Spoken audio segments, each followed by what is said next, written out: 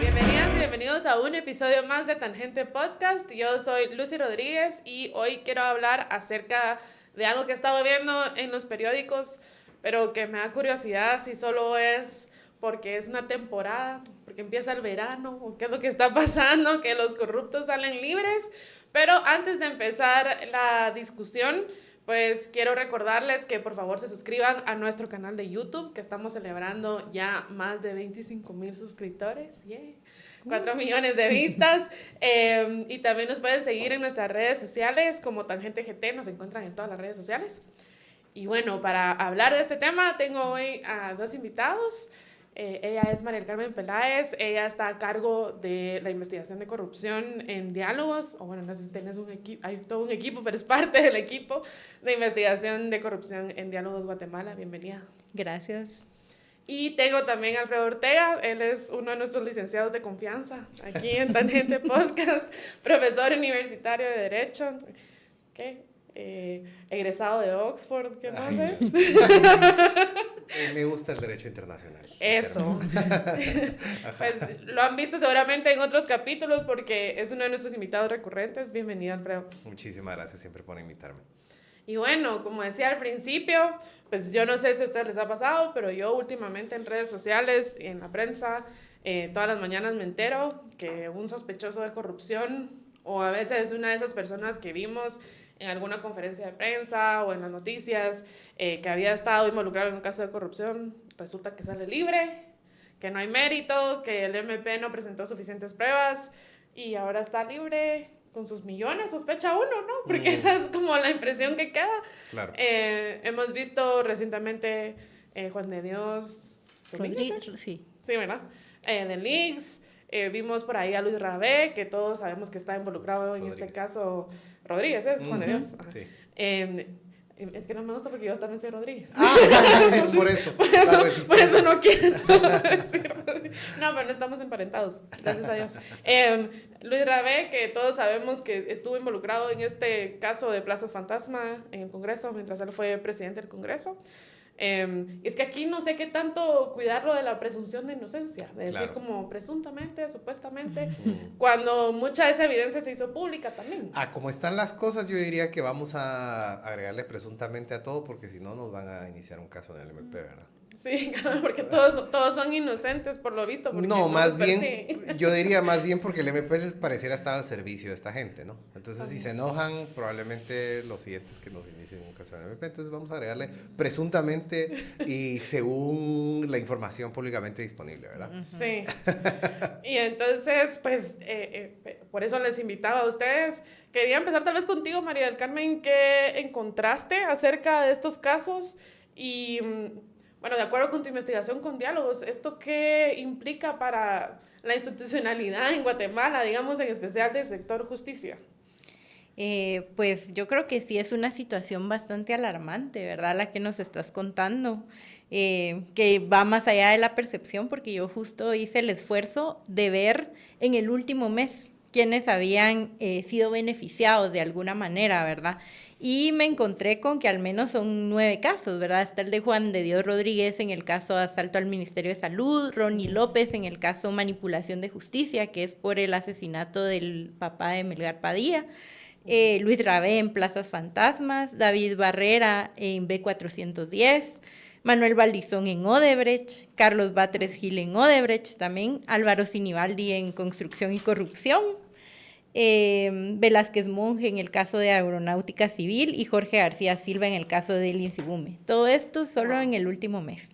Más, bueno, ahí podemos sumar otras cosas como que por órdenes de la Sala Tercera, algunos casos importantes como el de José Luis Benito en Libramiento de Chimaltenango y el de un negocio de familia donde está Medrano, ¿verdad? El exalcalde, pasaron también al juzgado de Avelina Cruz, ¿verdad? Que sí vemos un factor común de que es en ese juzgado donde suelen otorgarse este tipo de beneficios. Entonces sí vemos, por ejemplo, puntos de quiebre, ¿verdad? Está ese juzgado, está también el juzgado de Claudette Domínguez, está la Sala Tercera, que es donde está un magistrado que dicen que fue defensor de la hermana de Curuchiche, ¿verdad? Sí. Que ha sido una noticia últimamente.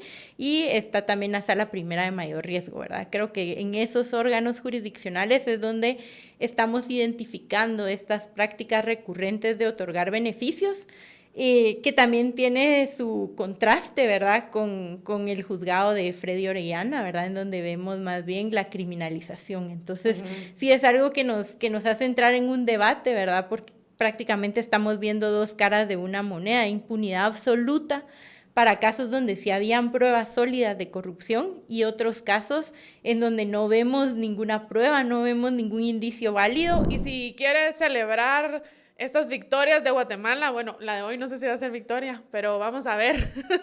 Si quieres celebrar o lamentarse por los resultados de los partidos que está viendo de clasificación y de la Copa de Oro, y se va a juntar a verlos con sus amigos, se va a tomar unos traguitos, pues recuerde que lo primero que tiene que tomarse es la capsulita de Party Smart.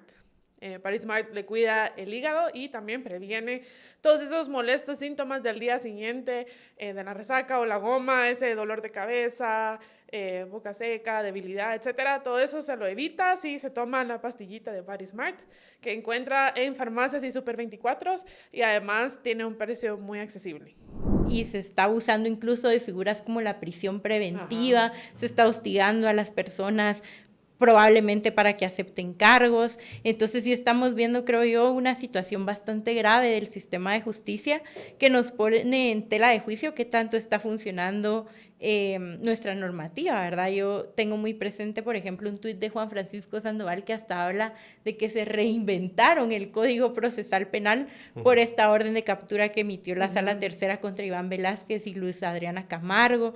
Y sí creo que hay muchísimo que tenemos que hablar, ¿verdad?, con esto sobre la mesa. Mira, y ahorita que estabas diciendo eso, una pregunta así de ciudadana común que no es abogada y que tiene pues un conocimiento pues más o menos superficial del sector justicia. ¿Qué es lo que determina a qué juzgado va cada caso?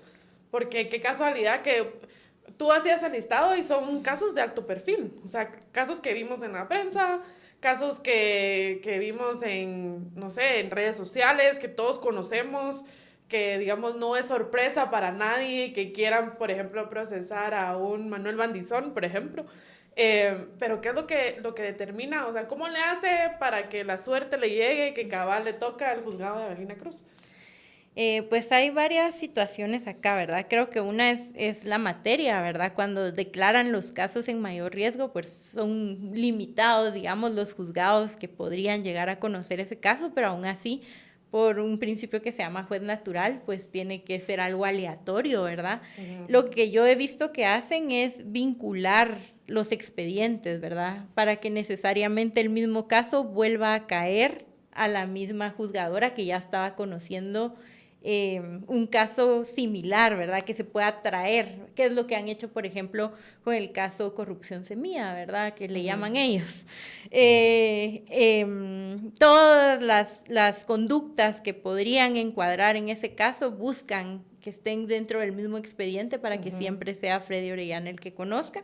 Lo mismo con Avelina Cruz, más esta práctica de que las salas conocen alguna recusación, alguna excusa de algún otro juzgador, y entonces ya determinan que el caso debe ir al juzgado de Avelina Cruz, ¿verdad? Que es lo que se ha visto últimamente también.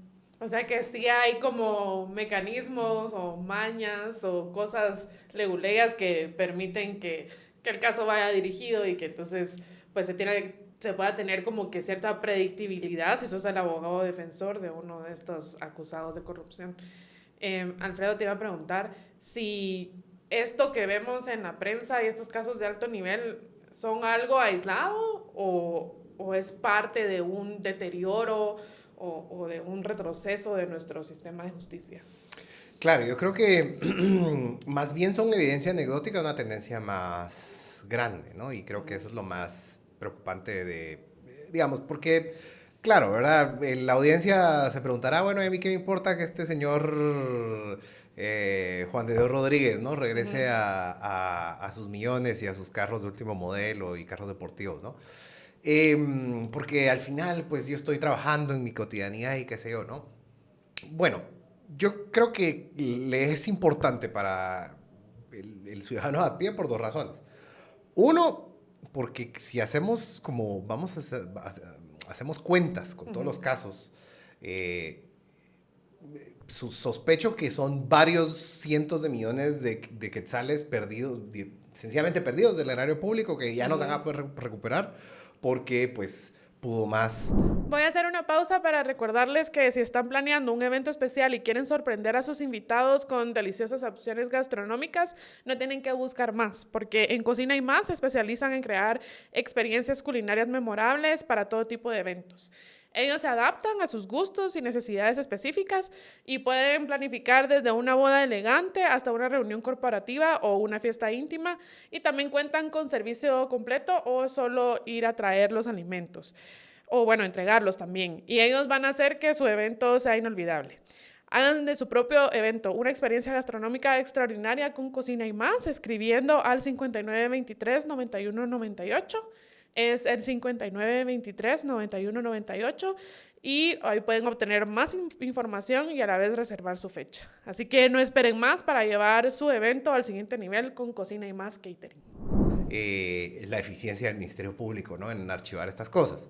Pero por el otro lado, es que hay una tendencia, digamos, esto es una evidencia anecdótica de algo más grande, y es el debilitamiento del Ministerio Público, ¿no?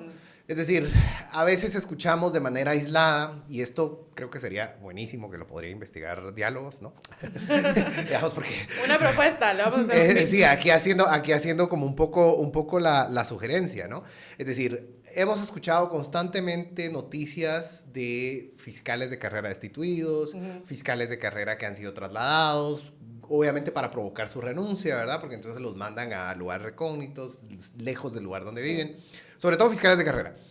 Y eso es lo que redunda es en el debilitamiento del Ministerio Público. ¿Por qué? Porque, bueno, son los fiscales de carrera los que tienen la especialidad, los que se han preparado, las personas que han recibido mal que bien años de formación y capacitación e inversión. No es un montón de dinero que no solo del dinero público guatemalteco, sino de la cooperación internacional para formar a una persona que ha entrado de carrera.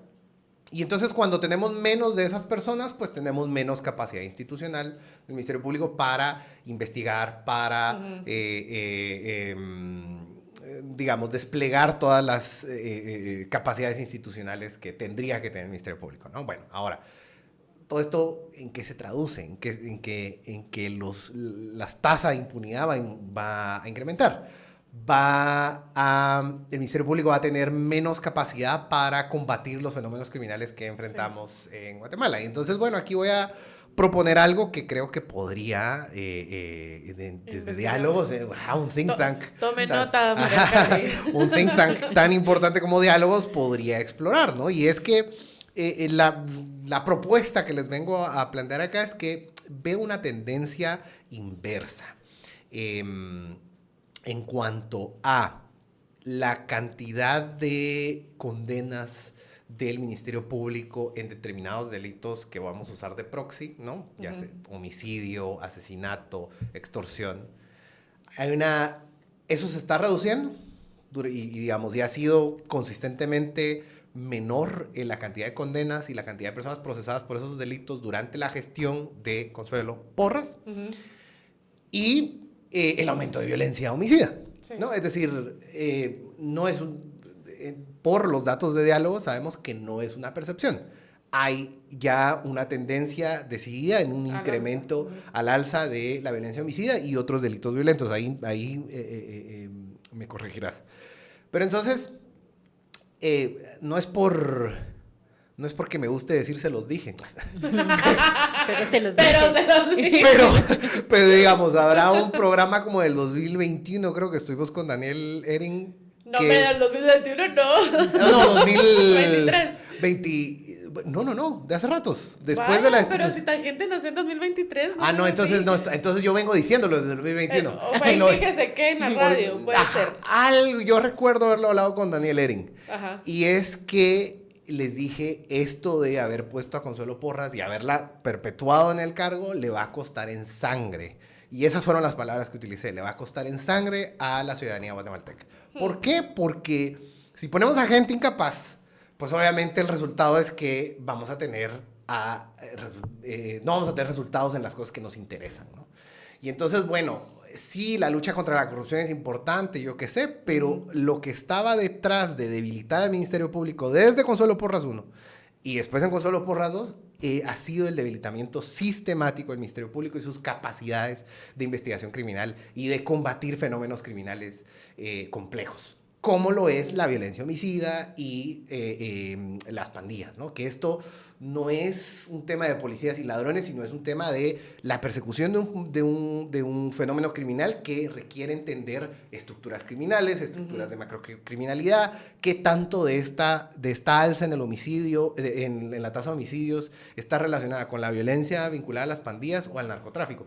Eso no lo sabemos porque no hay un ministerio público que lo esté investigando, ¿no? Entonces, claro, por eso le digo, sí, habrá que ver, no sé si fue fíjese qué, pero lo vengo diciendo hace muchos años, que el Consuelo Porras, el debilitamiento del Ministerio Público le iba a costar sangre a la ciudadanía guatemalteca.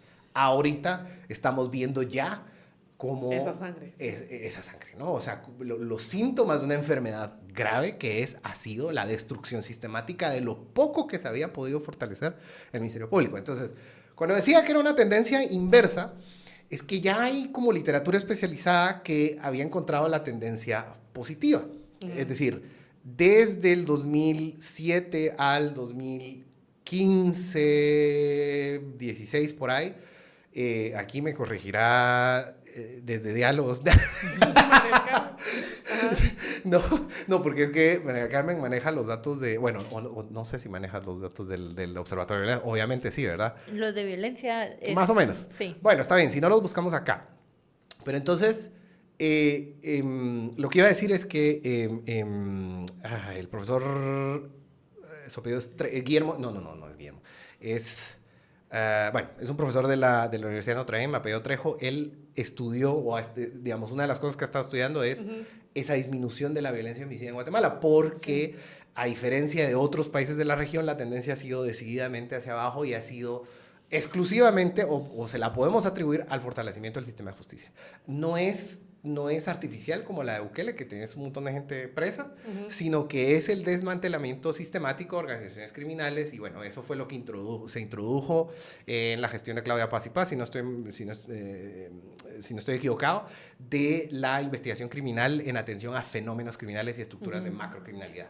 Eso está destruido. Es decir, todo eso ya no está en el Ministerio Público. Todo ese know-how, ¡puf!, hizo caput.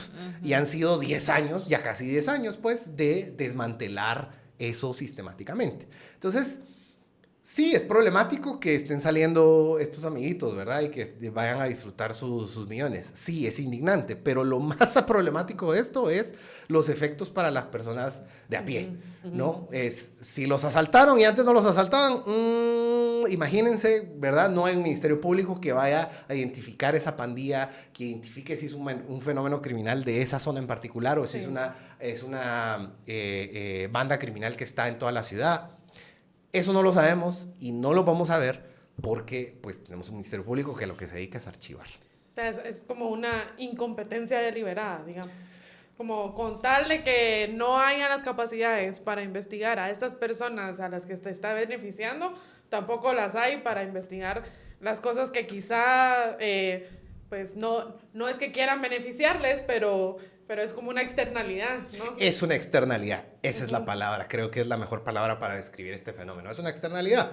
La conducta es el desmantelamiento del Ministerio Público porque queremos, uno, sacar a los fiscales de carrera que están haciendo cosas que son incómodas para nuestros patrocinadores, patronos, ¿no? Pero por el otro lado es el desmantelamiento del Ministerio Público de la carrera fiscal para volverlo una red clientelar, ¿no? Entonces, en vez de nombrar como fiscal a la persona que tiene las capacidades, a la persona que ha ganado los procesos de evaluación y oposición dentro del Ministerio Público, pues pongo mi cuate.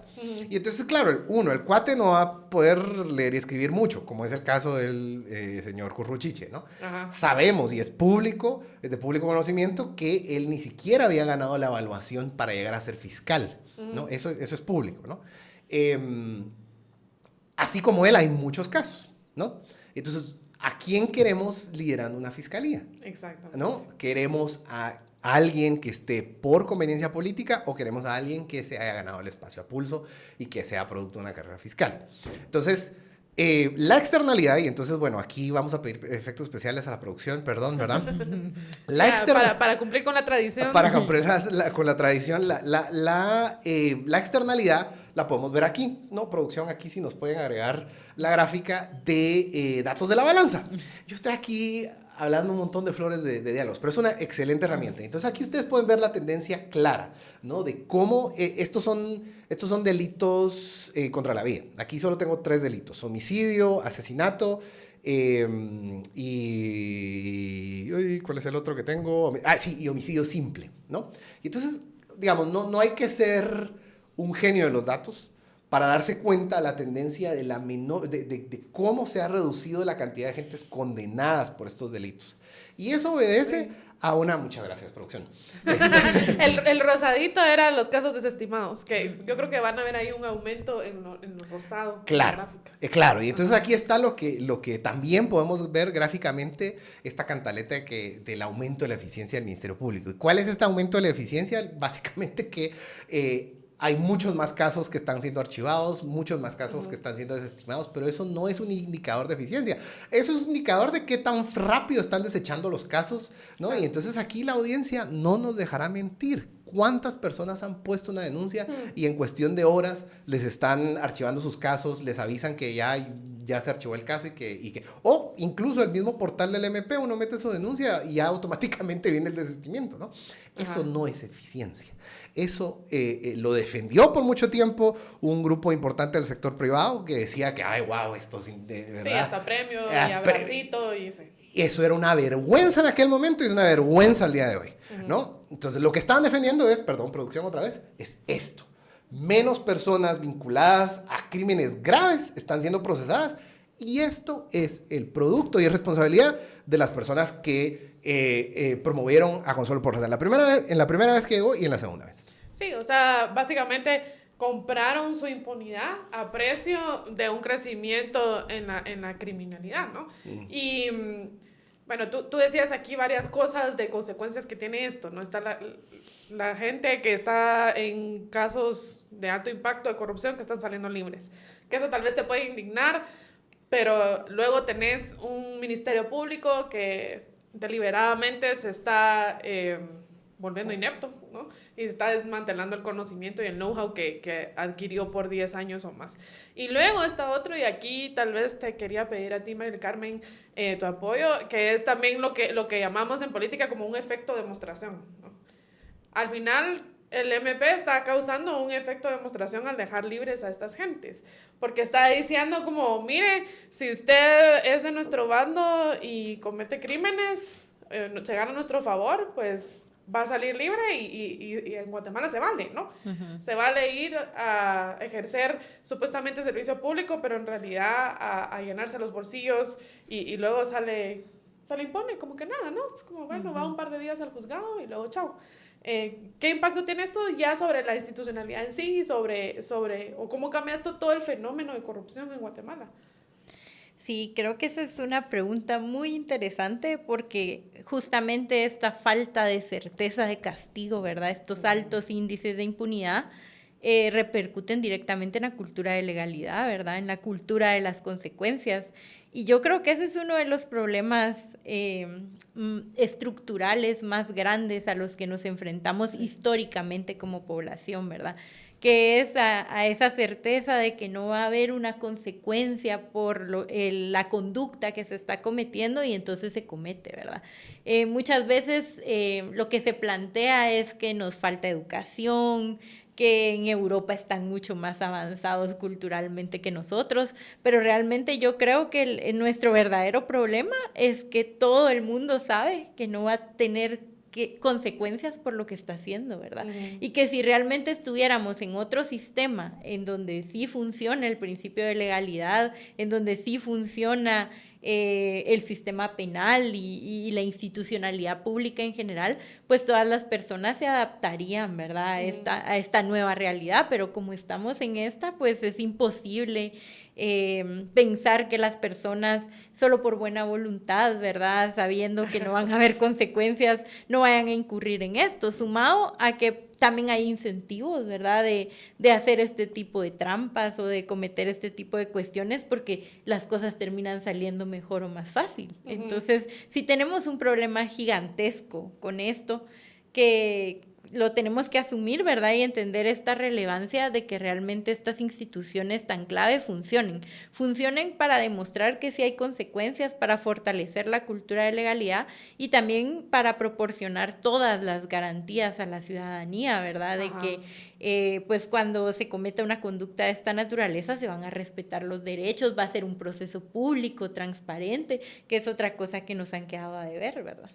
No, y además también para atraer al verdadero talento a este tipo de cargos, porque como bien decías, o sea, ¿quién va a querer trabajar en una fiscalía en donde tu jefe ni siquiera pasó la prueba para ser fiscal? Pero no solo eso, es, digamos, y quizás, y perdón la interrupción, pero Sí, quizás no, lo más grave es, si hago mi trabajo me voy para la calle, ¿no? Uh-huh. Eso creo que es lo más grave. Es, o me persiguen también, o me tengo que ir al exilio. O me tengo que ir al exilio, ¿no? Si hago mi trabajo, es que imagínense ustedes, o sea, a la audiencia en cualquier tipo de trabajo, es decir, si hacer su chamba bien es un sacrificio. ¿Qué es eso? Eso es el mundo al revés.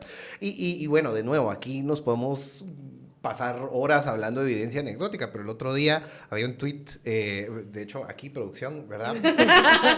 Un tuit de Juan Francisco Sandoval, ¿verdad? Que lo que decía era que en Mazatenango parece ser que un homicidio doble, bueno, había una escena del crimen que atender y no había nadie de turno del Ministerio Público porque todos andaban jugando fútbol o algo así, ¿no? Uh-huh. Eso, digamos, ¿qué nos sugiere? Dos cosas. Uno, que hay hay una forma de administración del Ministerio Público que privilegia pues estas conductas clientelares, porque por mucho que Dios los bendiga a los trabajadores de Mazate del MP, ¿verdad? Pero alguien se tuvo que haber quedado de turno. Sí. Eso, digamos, viene desde una lógica de gestión de recursos humanos, de que esas decisiones las toma alguien de carrera, un profesional. Exacto. Así mucha, váyanse todos a la chamusca, pero dejen a alguien, dejen un equipo de turno, hágalo por sorteo, lo que sea, ¿verdad? Ahora, que saque la página más pequeñita. Exacto. Ahora, esto pareciera ser una nimiedad, pero lo que me gustaría que la audiencia pudiera hacer el ejercicio es replíquenlo a nivel nacional, ¿verdad? Si los liderazgos no son personas de carrera, sino que están privilegiando la misma lógica clientelar que los llevó al cargo, pues entonces tenemos equipos que no tienen las capacidades para enfrentar fenómenos criminales complejos, duros y que requieren de mucha templanza. Sí. En ese sentido voy a traer como colación también un informe que hizo la Convergencia de Derechos Humanos que se llama Caro, Ineficiente y Corrupto, en el que hacen una evaluación de ambas gestiones de Consuelo Porras, ¿no? Y entonces traen un dato también demoledor, ¿no? Y es como supuestamente ha aumentado la cobertura del Ministerio Público a nivel nacional, pero en delitos de violencia contra la mujer ha disminuido la cantidad de denuncias. ¿Por qué es esto? Bueno, podemos aquí, de nuevo, diálogos tendrían más chance. ¿Por qué es esto? Bueno, una de las posibles explicaciones es un poco esto de la certeza de castigo. Sí. ¿Para qué voy a ir a denunciar si igual mi caso lo van a archivar, ¿no? Ahora, esto es una paradoja enorme en cuanto a que, teniendo en cuenta que el Ministerio Público aumentó cobertura y lo han anunciado con bombos y platillos, pero entonces, ¿por qué la gente está denunciando menos si hay más MP en todo el país, ¿no? Si hay más MP en el país, de nuevo, bueno, no, quizás no vamos, ya vamos a sacar, porque es la misma gráfica, pero ¿por qué entonces hay menos condenas de homicidios? ¿No? ¿Por qué hay menos condenas de delitos? Ah, bueno, esta es otra gráfica también para la producción, perdón la producción, hoy sí la estamos poniendo a trabajar. Estos son delitos contra el patrimonio, hurto agravado y robo agravado. Es decir, las veces que a ustedes en la audiencia han denunciado que le robaron el carro a mano armada, le robaron un celular. Bueno, vean claramente que ahora hay menos cantidad de personas que están siendo condenadas y procesadas por ese delito. Y lo grandote que ven ahí son los casos que está archivando el Ministerio Público. ¿No? Entonces, es un contrasentido. ¿Cómo es eso? Que hay más MP en todo el país y hay menos condenas, hay menos personas procesadas. Algo está mal y sí. no creo que sea que el país sea más pacífico, ¿no? O que hayan muchas denuncias falsas, ¿verdad? Entonces, estos son indicadores graves de algo que, de nuevo, no es reciente. Muchas personas lo han advertido desde que inició el desmantelamiento del Ministerio Público, que esto lo íbamos a pagar en sangre. Y ahora estamos viendo las secuelas de esta destrucción de una institución que costó tanto tiempo fortalecer. Sí, esto que tú decías de menos gente denuncia, pues yo he visto varios casos, y ahí sí que voy a ir a lo anecdótico y a lo cercano, de personas que ponen su denuncia. Yo no sé si tú has escuchado eso o si lo han estudiado en diálogos, María del Carmen, pero que la gente pone su denuncia y que el MP les pide a ellos las pruebas. Es como... me asaltaron y tráigame el DPI del asaltante, casi que, ¿verdad? O sea, te piden como, bueno, ¿y qué pruebas trae? Cuando, según yo entiendo, la persona a cargo o la institución a cargo de buscar esas pruebas es el mismo Ministerio Público. Y tú mencionabas al inicio este patrón de juzgados en donde sucede esto, y estos juzgados lo que dicen es que el MP no presentó suficientes pruebas.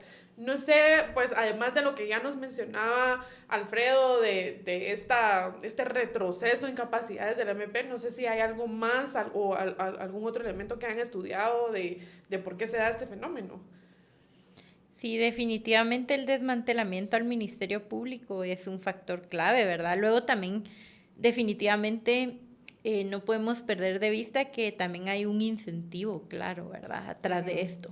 Y, por ejemplo, hay un paper que escribió Claudia Escobar, ¿verdad?, que lo publicó la Universidad de George Washington, en donde ella habla de que este incentivo de destruir el sistema de justicia en general parte del juicio de genocidio. O sea, ella ve ahí un punto de quiebre, porque dice que se dieron cuenta que el sistema de justicia podía ser independiente, y en la medida que fuera más independiente iban a seguir avanzando condenas por estos grandes casos paradigmáticos, ¿verdad?, que tocan actores que probablemente nunca nos imaginamos que iban a estar en un banquillo de los acusados, y mucho menos siendo condenados.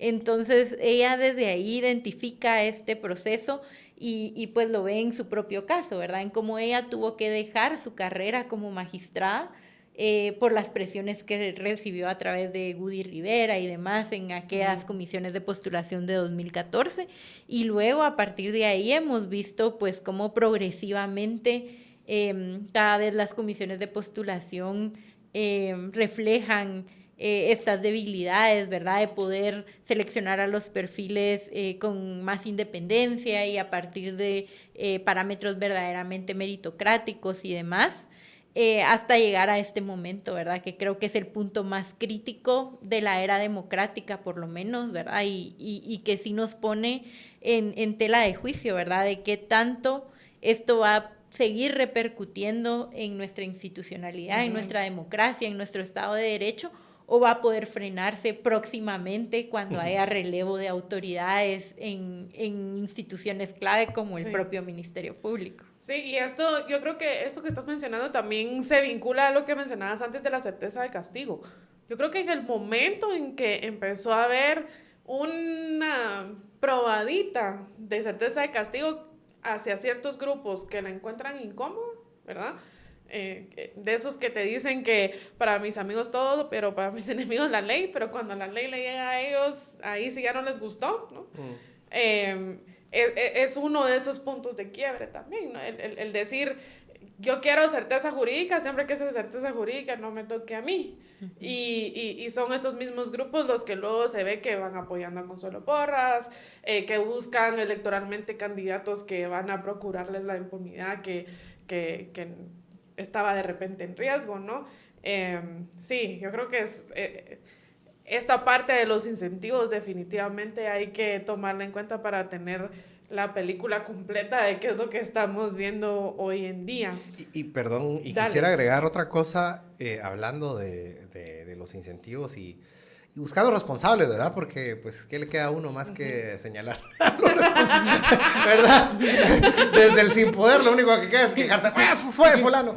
Pues bueno, digamos, hablando de que aquí estamos echando responsabilidades, también creo... digamos, esto no solo es el MP, sino es un montón de actores que, digamos, actuaron de manera coordinada para desmantelar lo que en un momento se percibió como el fortalecimiento del sistema de justicia. Y aquí, pues, voy a traer a colación a la Corte de Constitucionalidad. En el 2021, si no estoy mal, la Corte de Constitucionalidad dio vía libre para que los fiscales de sección fueran considerados como personal de confianza. ¿Esto qué quiere decir para las personas no iniciadas, no leguleas?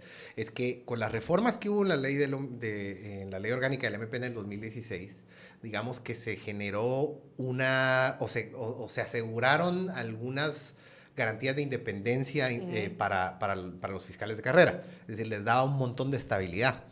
Y eso incluía a los fiscales de sección, los jefes de las fiscalías. En el 2021 la CC, generando vía libre para la destitución de Juan Francisco Sandoval, yo creo que fue un poquito después, pero digamos que ese giro jurisprudencial aseguró que fuera legal la destitución de Juan Francisco Sandoval, pero no solo Juan Francisco Sandoval, sino un montón de jefes de fiscalías de sección, sí, ¿no? La CC dio vía libre porque cambió el criterio que tenía constante la CC en cuanto a que determinados cargos no eran considerados de confianza, salvo que hubiese alguna disposición interna. El pacto colectivo del Ministerio Público decía que los fiscales de sección no eran de confianza, bueno, aquí puede que esté mezclando las cosas. Creo que la fiscal general tomó en cuenta el pacto colectivo y decía que eran de confianza, ya no me recuerdo, vamos a revisar la sentencia ahorita de la CC, pero lo cierto del caso es que fue la CC la que permitió que el Ministerio Público desmantelara el Ministerio Público desde arriba hacia abajo, ¿no? Esos fiscales de sección eran los líderes de las distintas fiscalías de sección del Ministerio Público, que son estas personas que tenían una trayectoria larga, mal que bien, uno podría criticar o no criticar sus trayectorias, pero lo cierto del caso era que gente que conocía la institución. De carrera, digamos. De gente de carrera. Y todo eso se llenó ahora de acólitos del grupo criminal que ahora controla el Ministerio Público. Eso no le conviene a nadie. No le conviene ni a esos que les dan premios al Ministerio Público, porque después van a ser sus empresas que tienen que gastar más en seguridad, que tienen que gastar más en empresas de seguridad, ¿verdad? Que no tienen a dónde ir si tienen algún problema de que alguien de su personal les robe, yo qué sé. Es decir, no tienen a dónde ir porque si tienen un Ministerio Público desmantelado. Y eso es lo que eso es lo que tienen ya, ¿no? Eso es lo que se ganaron al haber respaldado la elección y reelección de Consuelo Porras. Y mira, aprovechando que tenés el micrófono, te quería preguntar también, como bien decías, ¿va? A ti te gusta el derecho internacional.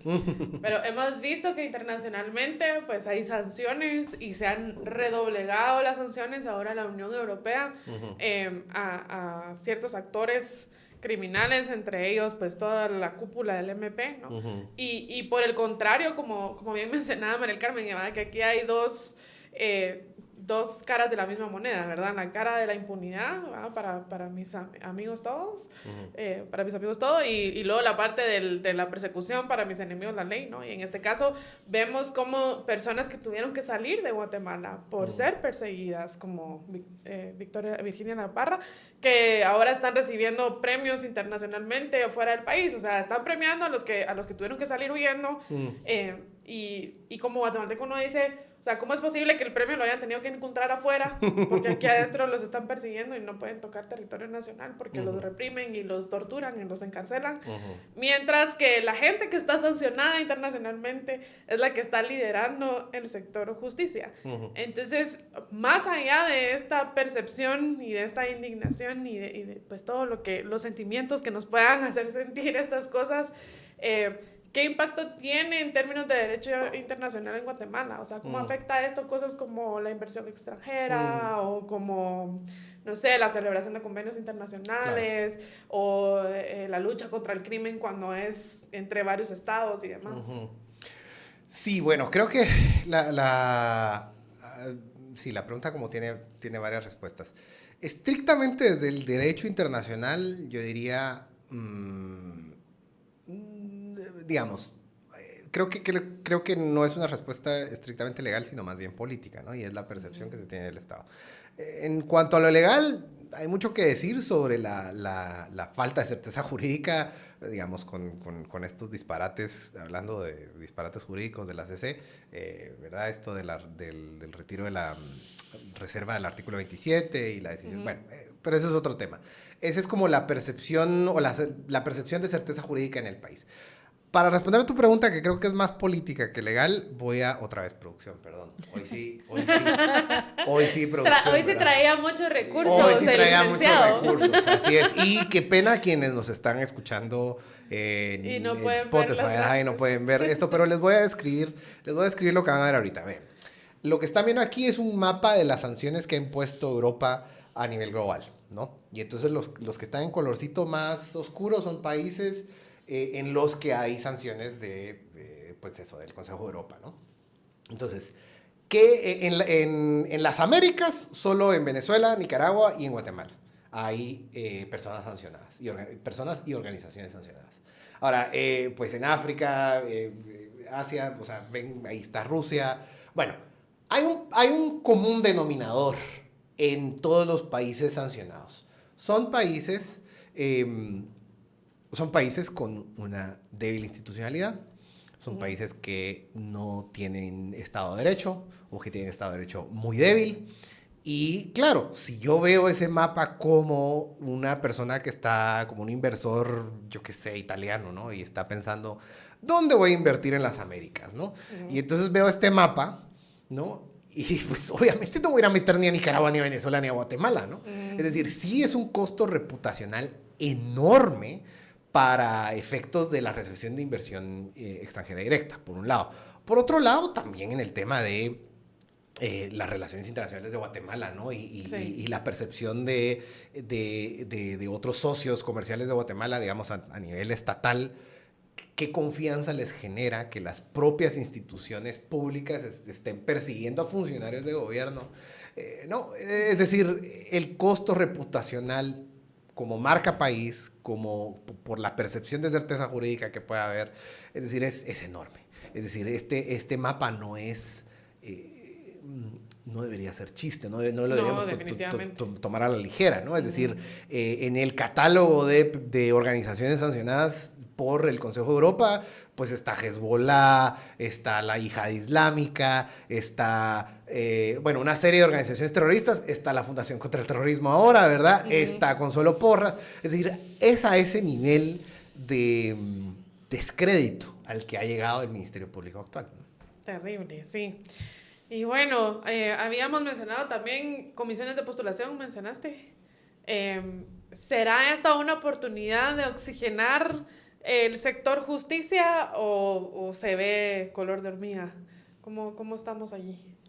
Yo creo que sí nos tenemos que aferrar a esa ventana de oportunidad, ¿verdad? O sea, tenemos varias cuestiones que juegan en contra, como la propia ley de comisiones de postulación y el diseño que tiene ese sistema, pero es lo que tenemos, ¿verdad? Y al final va a haber un relevo institucional y pues a lo que hay que apostar es a que lleguen los mejores perfiles, aunque sea por esa vía tan complicada y tan dolorosa, ¿verdad? Entonces, creo que es un buen momento para que empecemos a pensar en 2026, en todos los procesos de designación que van a haber ese año, magistrados de Tribunal Supremo Electoral, Ministerio Público, magistrados de Corte de Constitucionalidad, rector de la USAC, Contraloría General de Cuentas. Y pues es un buen momento también para hacer un llamado a los buenos perfiles, ¿verdad? Para que se postulen, porque creo que en esa medida también hacen más difícil la designación de perfiles que no tienen los méritos éticos o académicos necesarios para ocupar esos cargos y además también creo que podemos apostar por promover que las personas que integren esas comisiones utilicen criterios de valoración nuevos que la ley les dé el campo para hacerlos, ¿verdad? Justo Alfredo mencionaba en un episodio del año pasado cuestiones bastante interesantes sobre eso y creo que sí hay que tomarlas en serio, ¿verdad? Y sí hay que darnos cuenta como ciudadanía y también los tomadores de decisión que estamos en un momento clave, ¿verdad? En el que vamos a definir si seguimos hacia adelante o si este debilitamiento llega a puntos pues que pueden repercutir incluso en la sostenibilidad de la institucionalidad democrática. Sí, definitivamente. Y a la vez, es que qué difícil, porque tú dices, me quiero aferrar a la esperanza y de corazón espero que buenos perfiles se postulen, pero a la vez, ¿quién quiere agarrar ese camote? O sea, te das cuenta que esos buenos perfiles saben que tienen que ir a una institucionalidad que se carcomió desde adentro, que está lleno de personas con malas intenciones, que saben dónde están puestas las minas. Creo que pasa mucho lo que sucedió en este gobierno también, que por mucho que hubo una transición larga y publicitada y demás, lo que se llegó a encontrar es otra cosa donde había más saqueo, más abandono, más obstáculos de los que jamás se pudo haber imaginado y a la vez tenés un montón de expectativas de gente que puso en ti la esperanza. O sea, creo que sí es un poco complicado que, digamos, ¿cómo crees tú? ¿Cuál sería ese diagnóstico del sector justicia que buenos perfiles se podrían llegar a encontrar? Sí, creo que se van a encontrar con un panorama bastante complicado. Creo que ese es otro reto que tenemos también desde sociedad civil, ¿verdad? Medir realmente qué ministerio público es el que van a ir a encontrar, por ejemplo, ¿verdad? Con todo este debilitamiento que se ha venido agudizando en los últimos 7 años, que no es poco decir, ¿verdad? Entonces creo que sí hay retos que se han agravado, digamos, en la medida que actores como Consuelo Porras han estado dirigiendo una institución, sumados a retos de diseño, ¿verdad? O sea, realmente la Constitución, las leyes que rigen ciertos procedimientos o también el diseño institucional como tal de determinadas instituciones del sistema de justicia, pues está clarísimo que tiene que cambiar, ¿verdad? Y eso también es un reto con el que anteriores fiscales que han tenido la vocación y el compromiso de mejorar se han encontrado. Ahora, creo yo, en peores condiciones. Sí, y estos cambios estructurales que mencionas son fundamentales, pero es lo que más difícil ver los resultados. O sea, son esos cambios que tú sabes que, bueno, me imagino que desde el derecho, desde el estudio, etcétera, puedes saber que son importantísimos y que van a lograr un cambio a largo plazo, pero para la ciudadanía que desconoce del sector justicia, saber que van a, no sé, modificar la ley de tal manera o la Constitución, que eso sí está mucho más difícil, sí, pero digamos que sí, se hacen estos cambios a la Constitución, etcétera, los resultados no son tan tangibles, o sea, no son inmediatos y entonces a la vez la gente lo que quiere son esos resultados visibles y demás. Creo que sí es como... Ay, sí, es un enigma bien difícil de resolver. Guatemala es difícil de gobernar y de resolver. ¿Algo más sobre esto, Alfredo, que te haya quedado en el tintero? Que la reforma a la Constitución es impostergable. Urge reforma constitucional. Sí, pero solo el sector justicia, no vamos a meternos otras cosas. Pero el tema es que para reformar la Constitución se requiere una masa crítica de gente que tenga ganas de cambiar lo importante, porque, por ejemplo, estos cambios de pero de generarle garantías de estabilidad e inamovilidad a los fiscales de carrera. Eso sí fue muy molesto para un montón de gente, pero no era gana de joderlos a ellos, sí, los que andaban metidos en cosas, pues ni modo, ¿verdad? Se tenían que aguantar. Pero el tema era generar una institución profesional con funcionarios de carrera que, pues, tuvieran la expectativa de desarrollarse dentro de esa institución y que pues, obviamente se pudieran profesionalizar y que pues eso, ¿no? Y que aumentaran las capacidades del Ministerio Público. Eso no era gana de fregar a nadie, ¿no? Eso, digamos, sí, esa gente profesional que entró ahí, qué sé yo, que fregó a un montón de gente que no le gustó, pues eso ya es problema de la gente que andaba metida en cosas turbias, no en los fiscales de carrera. Sí. Entonces, lo mismo diría con el tema de la Constitución. Se necesita una masa crítica en el Congreso y eventualmente en una Asamblea Nacional Constituyente, ¿verdad? Que, bueno, no, dejémoslo en el Congreso. Una masa crítica en el Congreso de diputadas y diputados que sepan tomar esas decisiones difíciles, que sepan, que tengan una visión de Estado. Ahorita, pues, no lo hay. Sí, difícil eso de una visión de Estado. Creo que últimamente lo que hemos visto han sido cambios hechos a la medida, conforme a cierta inmediatez, y no necesariamente una visión de Estado, lamentablemente. Pero bueno, hoy quería invitarles a ver más allá de la noticia, a ver qué es lo que hay detrás de estas personas que quedan libres, que no es casualidad, que detrás de eso hay muchísimo más, y de una vez hacer la invitación a buscar los datos en La Balanza, en Diálogos. Así es. Tremenda herramienta. Tremenda herramienta. Excelente herramienta. Sí, para fundamentar sus opiniones, para usar evidencia y no dejarse engañar por lo que se ve nada más, porque está lo que se ve y está lo que no se ve, ¿no? Y bueno, gracias María del Carmen, gracias Alfredo por el análisis, por las opiniones, y a la audiencia por permitirnos acompañarles una vez más aquí. Gracias.